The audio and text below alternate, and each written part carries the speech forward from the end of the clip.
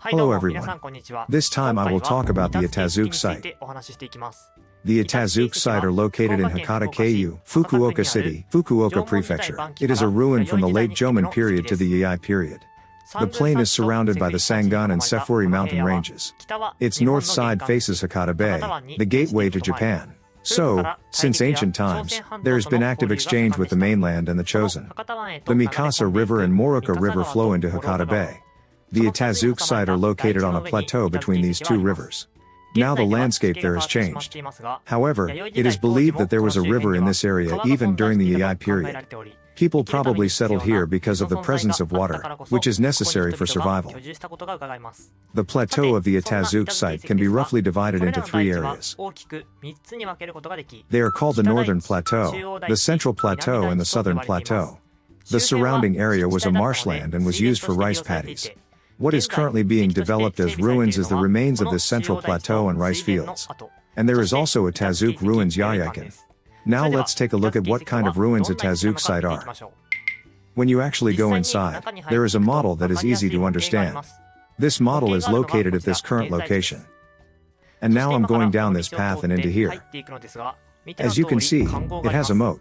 The Itazuke site are one of the earliest moated settlements in Japan. Among them is a restored pit dwelling. To the west of it are the restored remains of rice fields. When this village was inhabited, the moat that is visible today was apparently much deeper.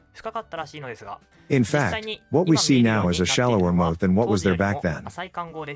Of course, there is a moat on the other side as well. You can see that a moat surrounds the settlement. It is known that people have been living in the area around the Itazuke site since the Jomon period. However, moated settlements did not appear until the early Eei period. Later, in the middle of the Eei period, the moat was filled in. However, people lived in this area until the Kofun period. Additionally, a linear ditch has been confirmed in the northwest part of the moat. It is divided into a half-moon shape. This is the linear groove. And on this side there is the moat, and on this side there is the straight ditch. You'll see that it has a half-moon shape. There's a part here where the ground here is slightly raised. It is believed that this was a pit for storing food and other items.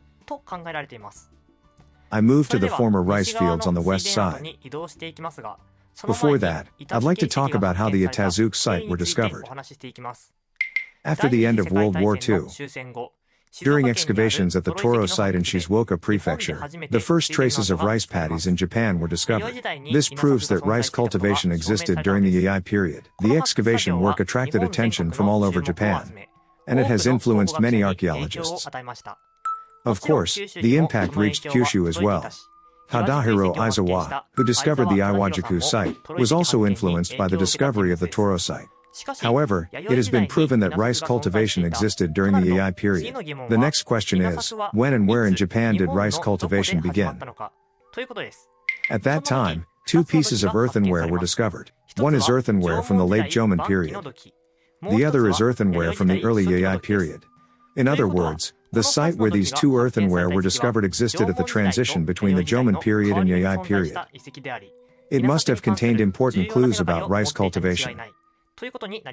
The site where these two earthenware were discovered is the Itazuke site.